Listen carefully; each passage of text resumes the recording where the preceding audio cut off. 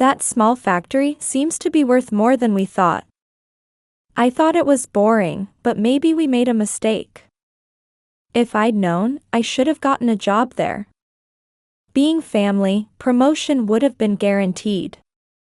Coming home from the funeral, I was shocked to hear my husband and son talking. I work at my father's small factory, but my son who works at a major trading company and my husband had always looked down on it. However, after seeing so many people attend my father's funeral, their attitudes suddenly changed. I can't bear the thought of them joining the company half-heartedly just because we're family. Besides, it's a huge mistake to think promotion is guaranteed just because we're related. There are people who make their living there and take pride in their work. I can't let them be insulted because of me. I quietly made my decision and packed my bags. I'm never coming back to this house. My name is Megan.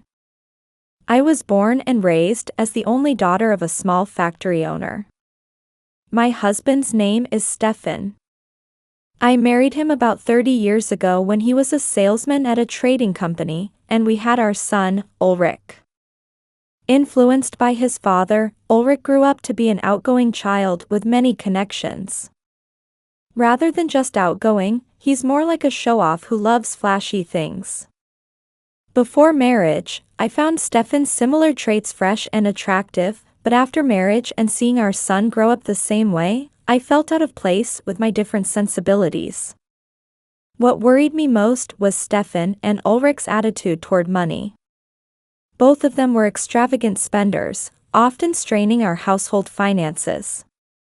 We've had many arguments about this, but we never found common ground. However, I never imagined these dissatisfactions would lead to such a serious situation. I've worked at my father's factory since I was young. Having worked there for so long, I'm now the executive director. My father wanted Ulrich to help with the factory management, but young and flashy Ulrich seemed more interested in sales work at the trading company where my husband works rather than our factory. I like talking to people, so I think I'm suited for sales, Ulrich told my father, but I know he privately dismissed the factory as boring and undesirable. My father must have sensed Ulrich's thoughts because he stopped talking to him about the factory afterward. It was painful to see my father's lonely back, but like Ulrich, Stefan had no interest in factory management and clearly looked down on small factories as mere subcontractors. It doesn't feel good to have the factory that my father and I cherish being looked down upon. However, I gave up trying to change Stefan's mind, knowing that we fundamentally think differently due to his flashy nature. I'm going motorcycle touring with some acquaintances next time. I'm thinking of buying a bike since I'm taking Ulrich too. What? But aren't motorcycles expensive? You're buying it? You should pay half. Since we both work, we have an arrangement where we split living expenses and use our own money freely otherwise. But this is so sudden. When I showed reluctance, Stefan raised his eyebrows. Ulrich's in sales too, so connections are important. It's for our son's sake, so what's the problem? Fine.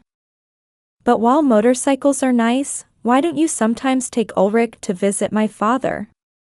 His health isn't good again, and he might need to be hospitalized. Seeing his grandson might cheer him up. Although my father is healthy enough to run the company, he can't fight age and has recently been having short hospital stays and medical tests. My mother passed away several years ago, so I worry about my father living alone. However, Stefan gave a non-committal response to my plea. Well, it's difficult now because we're busy, but someday. Recently, Stefan becomes irritable whenever I point something out. This time too, he immediately frowned at me. When I said, "I'm talking about Ulrich, not you," he shouted, "Shut up. I talk business with Ulrich, so I know he's busy. We're both in sales." I need to pass on my expertise to him. I've recently started to think they both just want to fool around. Stefan has always been away from home claiming work socializing, and I've practically raised our child alone. Perhaps influenced by seeing his father, Ulrich sometimes makes outdated remarks like, "That's just how men are." With this personality, I worry whether my son will ever be able to marry. Well, anyway, that's how it is. Count on you for the bike. Later, I learned that Ulrich had secretly met with my father. Ulrich suddenly came to the house. I wondered what was up, and he asked for money. Said he wanted to buy a motorcycle helmet. When my father mentioned this during casual conversation, I held my head in my hands. Oh no. Stefan told me to pay half for Ulrich's motorcycle. Well, he's my precious grandson, so I gave him the money. Like most grandparents, my father is soft on his grandson. However, that indulgence seemed to be reaching its limit as he watched Ulrich's selfishness grow with age. Even I, though he's my son, am fed up with his selfishness. And the same goes for Stefan, whom I supposedly married for love. Stefan never helped with housework or childcare, always going out claiming it was for work. Back then, my mother was still alive and my workplace was understanding, so we managed somehow, but now I feel my love growing cold. Megan, sorry, but I need to be hospitalized again. Please take care of the company. Yes, I understand. To be honest, I'm starting to think about divorcing Stefan. As for the factory, I can't entrust it to Ulrich, and he probably doesn't want to inherit it anyway. It would be better to groom someone unrelated by blood to take over. I'll discuss this with my father after he's discharged. He'll surely agree. After my father was hospitalized, my days became hectic with work and caregiving. At work, everyone cooperated to keep things running somehow. It's busy, but I can manage when I think about being able to hold my head high when father returns. The problem is caregiving. As usual, Stefan and Ulrich make excuses about being busy with work and never visit the hospital. Ever since I scolded Ulrich for begging my father for pocket money, he seems to be sulking. Stefan sides with Ulrich. It brings me to tears that these grown men only visit my father to beg for pocket money. Did I raise him wrong? Megan, don't say that. You did your best. Don't worry too much. Being consoled by my hospitalized father, weakened in body and spirit, makes me feel deeply respectful of him. I felt strong dissatisfaction that Stefan and Ulrich didn't respect my father. I might not be able to leave the hospital this time. Father. Don't say such things. My voice was almost a scream. I had vaguely prepared myself. Besides, the company can run without my father. This is thanks to him allocating work with this situation in mind. I'm getting old. I've made preparations and I'm ready. I'm leaving the company to you. Even if I could leave the hospital, I'm going to retire. I was speechless. My father had worked on the front lines for so many years. And as he declared, he never left the hospital. My father passed away a month later. It was a peaceful end. I felt like I'd lost my only ally in this world, and I clung to my father and cried for a while. But I can't just stand still. I have things I need to do. Everyone at the company is cooperating. The problem, naturally, was Stefan and Ulrich. My father-in-law passed away? That's too bad. Looking at their seemingly sorry faces, I thought, you didn't even visit him in the hospital. I swallowed my words and proceeded with the funeral arrangements. Why do we need to arrange such a big funeral hall? Family only should be fine. Let's just see him off ourselves. People from the company and business partners will come too. We can't do that. You both always talk about how important business connections are. When I showed them the plan I discussed with the funeral director, Stefan and Ulrich objected. It's laughable that people who never visited him in the hospital are expressing opinions. They probably just don't want to pay. It's really annoying how they're like this even though it's not their money. He was just the president of a small factory, right? No way enough people will come to need such a funeral hall. Yeah. Why put on airs for such a shabby factory? What did you say? When I raised my eyebrows, Ulrich seemed to realize his slip and awkwardly looked away. I knew they looked down on the factory, but this was the first time they'd clearly called it shabby. Even though he grew up on money from that shabby factory and was still getting pocket money at age 25. Really, how did he end up growing into someone like this? Anyway, I oppose this. Such a large-scale funeral isn't necessary. What would you know about the company? I'm a salesman at a major trading company. I've attended more of these occasions than you. I know better than you. It was clear that Stefan also looked down on the factory. He glared at me grumpily. Even if you run short on money, I won't help at all. It's your fault for putting on airs. After making me pay for motorcycles, golf, and other things claiming they were necessary for work, I'm amazed he can say this. How many times had he asked for my cooperation for his work's success? The money I've given bit by bit has added up to quite a sum by now. Enough for another funeral of the scale he's objecting to. Don't worry, the company will handle the funeral, and if anything comes up, I'll pay for it myself. Do what you want. You always told me to stop wasting money, but now you're spending it on something like this. Ulrich seemed unhappy even about me paying. Does he think his parents' money is his money? Your grandfather was the president. This isn't a waste of money. Ulrich. It's useless to say anything more. Let's go. That's what I want to say. Ulrich and Stefan glared at me resentfully before leaving. They'll probably go play somewhere again, claiming it's for work. They say they'll attend the funeral, so I'll have to turn a blind eye to everything else. After they stopped interfering with the funeral arrangements, everything proceeded smoothly. Things were a bit awkward at home, but I was too busy to care. I did the minimum housework, but otherwise was fully occupied with funeral preparations and work. Then on the day of the funeral, Stefan and Ulrich's eyes widened. So many people came? Even politicians and celebrities are here. Isn't that my company's president? The funeral hall I arranged was filled with people. It seemed unexpected for the two who had looked down on my father's company.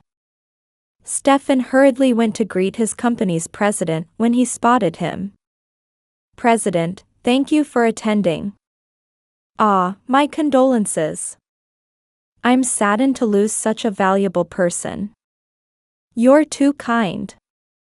As Stefan bowed, the president ended the conversation and walked toward me. Stefan watched his back with a surprised expression. It must be hard losing your father. Will you be taking over the factory? Until I see father's will, I can't say for sure, but that's my intention. I see. As executive director, you'll be fine. We'll support you. Your father helped us greatly. Stefan and Ulrich seemed puzzled why the president of a major trading company would speak as an equal with the executive director of a small factory. However, as soon as I mentioned my father's will, their expressions changed. With an ominous feeling, I spent time sharing memories of my father with the funeral attendees. After the funeral, I was busy with cleanup. Ulrich and Stefan hurried home first. Since only I had been involved in the preparations from the start, this was natural, but I felt strangely drained. There's still a lot to do, so thank you for your help tomorrow too. After thanking the employees who helped, I left the funeral hall. The cleanup finished earlier than planned, so I headed home thinking I could finally rest properly. I said, "I'm home," but got no response. I thought they might still be sulking about the funeral, but the conversation I heard from the living room seemed strange. I listened to see what was going on. Ulrich and Stefan were talking excitedly. "That small factory seems to be worth more than we thought. I thought it was boring, but maybe we made a mistake. If I'd known, I should have gotten a job there. Being family, promotion would have been guaranteed." As their words became clearly audible, I was speechless. I can't bear the thought of them joining the company we've desperately protected just for fun. Besides, it's a huge mistake to think promotion is guaranteed just because we're family. That's why Mom became executive director, because she's family. The employees would surely prefer a male president. My body trembled with anger at their words that insulted both me and the company. Taking maternity and childcare leave and getting promoted, what a sweet deal. Men can't get promoted even working themselves to death without taking such breaks. Maternity and childcare leave aren't the kind of breaks they think. It's like working a different job while away from the company. I keenly felt the failure in my child rearing. To think Ulrich had grown into someone with such a narrow, outdated mindset. Moreover, he looks down on and even mocks his own mother. Well, it's not too late. Ulrich, why don't you say you'll help your mother and change jobs? It'll all be yours soon anyway. Ulrich turning out this way is largely Stefan's influence. My husband never helped with childcare or housework, but when he felt like it, he wanted to let our son do expensive activities. That hasn't changed since Ulrich was a child. That's right. Next president sounds good. I'll talk to Mom. Stefan and Ulrich's fulfilling lives are built on my sacrifices. Words I tried not to think about took clear form in my mind at that moment. At this rate, I'll continue to be trampled by them. Moreover, they were about to carelessly trample the factory and company that I, my parents, and the employees had desperately protected. There are many people who make their living and find fulfillment in their work at that company. I can't let my misjudgment harm the employees. I quietly made my decision and walked past the living room where my husband and son were chatting. Thanks to preparations for the funeral that included overnight stays, my bags were already somewhat packed. Perhaps because I'd been thinking about divorce deep down. The bags were ready to go at any moment. And so I left the house. Stefan and Ulrich didn't even notice. I got into my car without looking back. It was perfect timing to return to my parents' home where my father had lived alone. I couldn't bear to sell it, and it's plenty spacious. It might be too big for one person, but since my father was like a face of this town, many people around here would regret if I sold the house. I'd been staying here when my father's condition was bad anyway, so preparations for me to live here were already complete. I mailed divorce papers to my husband. The day after I left home, I received countless calls from Stefan. "Megan, where are you now?" I couldn't help but frown at the sudden loud voice on the phone. "Where?" "At my parents' house." "Haven't the divorce papers arrived yet?" "Divorce papers? What's going on?" "I haven't heard anything about this." Stefan was clearly flustered. He must be troubled about losing his cash cow. I let out an exaggerated sigh. The difference in our sense of money has become impossible to overlook lately. Ulrich's grown up now, so it's fine.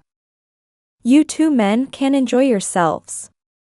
No, let's talk about this. I'll fix what's wrong.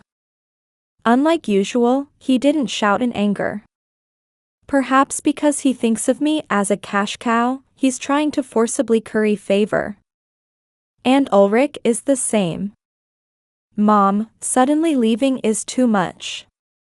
Come back home. We're parent and child, right? Let's talk. Ulrich, you're 25 now. You should be able to manage without your mother. Become independent. My independence and Mom leaving home are different issues. It's sad for family to split up, regardless of independence. He too was uncharacteristically meek, unlike his usual arrogant attitude. Even though they always left everything about the house to me while they went out playing. On top of that, they looked down on my workplace and me, acting as if they were superior. Now they suddenly flip and talk about being sad and family and wanting to talk. What are they saying at this point? When I think about how they're looking at my father's company behind their changed attitudes, it makes me sick. However, I'm living at my parents' house. They know the address, so if I stubbornly refuse here, they'll just show up. After thinking a bit, I decided to talk with them once. All right. But I want a divorce. Remember that. Okay. Let's just talk first. Stefan and Ulrich are underestimating me. They're probably full of themselves about being good at sales and think they can easily persuade someone like me once we meet in person. They can think that way for now. I'm completely fed up with them. I started preparing for the meeting to cut ties with them completely. The meeting was held 3 days later. They unusually wanted to meet right away, though they normally make excuses about being busy with work and leave the house. I wanted about a week to prepare, but Stefan and Ulrich wouldn't allow it. They probably planned to team up and persuade me. They must have thought that if they waited a week, I would become too wise to their tactics. Indeed, that's what I had planned. However, if they cut off my means of fighting back alone, I'll consider other options. Actually, I had already started preparing when I said I wanted a divorce. Moving up the schedule slightly wasn't any inconvenience to me. I brought a lawyer, I said. I brought the lawyer who often helps us with company matters. He's the most famous in the area and known for being strong in divorce cases. Stefan and Ulrich seemed to cower at the mention of a lawyer. Hey, this isn't peaceful. Bringing a lawyer to a family discussion, aren't you being a bit confrontational? Their forced laughter was pathetic. Their voices were trembling, they probably had far less composure than expected. I told you, didn't I? I want a divorce. If you won't agree to it, this much is normal. Mom, do you want to cut ties with us that badly? Ulrich looked at me with a sad face. Before, I might have been swayed by this, but after hearing Stefan and Ulrich's conversation in the living room, I surprisingly felt no affection for either my husband or son. Yes. I naturally want to cut ties with someone who thinks about transferring to my father's company just because they think they can get promoted for being family. Ulrich's face turned bright red and he fell silent. He probably never thought I had heard that day's conversation. They're quite naive not to have suspected anything even though I left that very day. You. Why did you? Oh. You were so absorbed in talking that you didn't notice I had come home. That really made me lose all patience with you. I don't want you touching that company with even a finger. While Stefan's mouth moved as if wanting to say something, no words came out. Then, as if to deliver a final blow, the lawyer handed Stefan some documents. I understand that since the beginning of your marriage, you've been asking Megan for money, claiming it was for work. Moreover, Megan has kept detailed notes about the intended use, amounts, and dates of all money given to you. We would like you to return this total amount. If you agree to this, she won't demand any consolation money. What? Stefan snatched the documents and stared at them intently. It's almost the same amount as the funeral costs he so vehemently objected to. But this. That's right. This includes money for Ulrich too. Isn't this child support? His desperate excuse is exasperating. He's truly greedy when it comes to money. There's no way money after he became an adult and got a job could be child support. Though I was going to say that, I've actually excluded the money that was supposedly for Ulrich. Even so, this is the amount. Stefan glared at the documents with a pale face. He seemed to want to say it was unbelievable. Apparently, he doesn't accurately remember how much money he spent on what. Since long ago, you always wanted to buy expensive things like shoes, suits, and watches, saying it was for sales work. Every time, you begged me for money, saying it was for work. I told you I was just lending it, remember? But, we're married, so cooperating is natural. I don't remember you ever cooperating with me. Stefan always left housework and childcare entirely to me. Unfortunately, there are no witnesses, so demanding consolation money for that would be difficult. I gave up on consolation money because I don't want to have a long legal battle with this person. Even this claim for borrowed money repayment is almost like harassment. Though the lawyer assured me he would definitely collect it, I honestly don't care about this as long as I can protect the company my father left behind. Stefan fell silent, and I watched him. In the silence, Ulrich spoke up. If you want to divorce Dad that badly, you two can talk about that. But I'm your son, right? The promotion and job change thing was just a momentary lapse. I'll change my ways and work hard, so please forgive me. Those words themselves prove he hasn't changed his ways, but does he realize that? Stefan, feeling betrayed, was looking around wildly. Ulrich. You're abandoning me. With such debt, of course Mom would get fed up. I'm Mom's son. Even if she wants to cut ties, she can't. It seems he decided to abandon his father and curry favor with me, probably thinking about inheritance and such. Like his father, he's shameless to the end. Even though I was the one who raised him single-handedly, I wonder where I went wrong in raising him. Lately, whenever I see Ulrich, I can't help but think about this. Yes, parent-child ties can't be severed. Stefan's shoulders drooped, and Ulrich smiled. Stefan looked ready to grab Ulrich, who was smiling.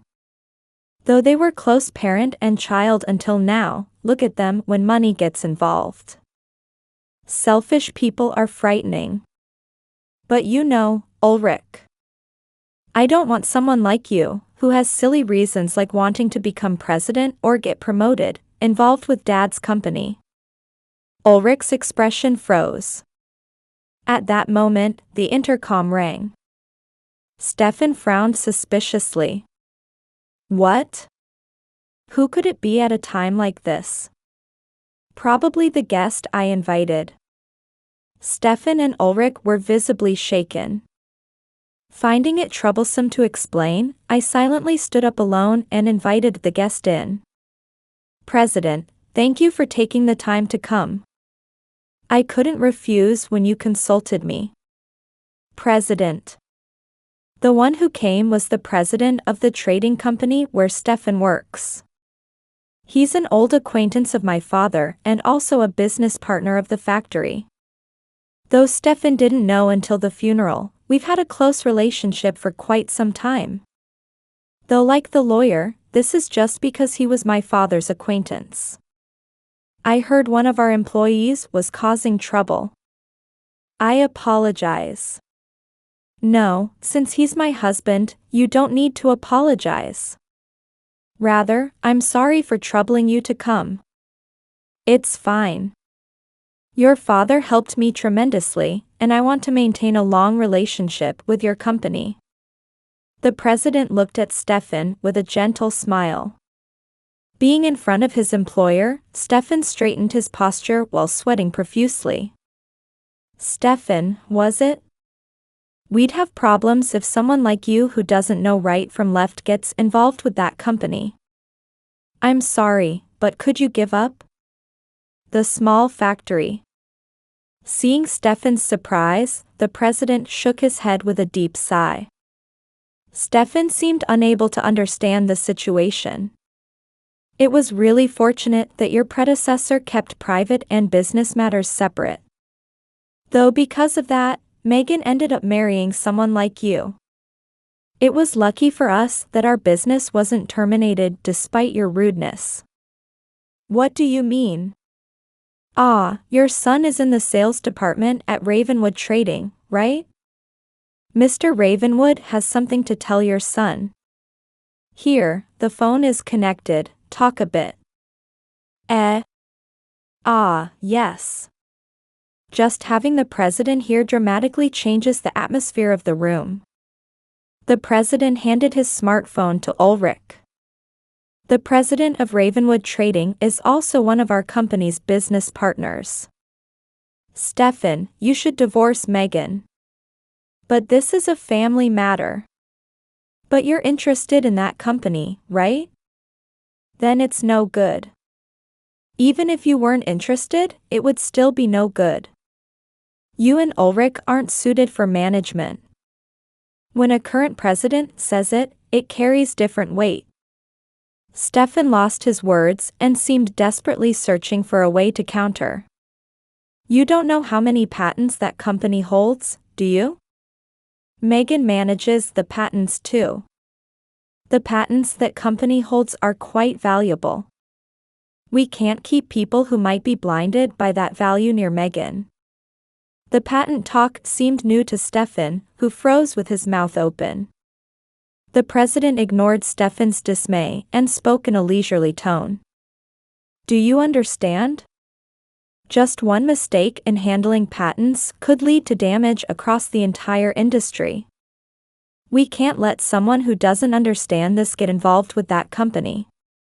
Ulrich was probably being told the same thing by Mr. Ravenwood.